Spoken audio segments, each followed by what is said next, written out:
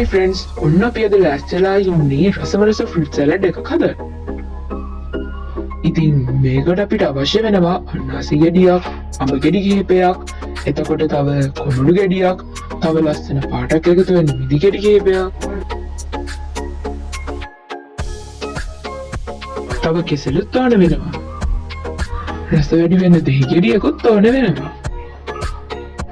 ඉතින් ඊට පස්සේ කලින් පෙන්නපු විදිහට පළතුරු ඔක්කොම හොද ගන්නත් ඕනේ. ඊළඟට අපි මේ ඔක්කොම පළතුරු පොඩි පොඩි කෑලි වලට කපා ගන්නවා.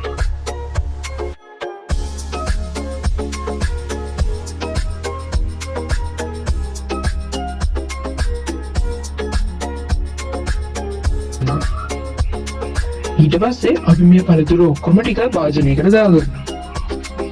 ඊළඟට මේ පළතුරු ටික හොඳින් අනා ගන්නවා.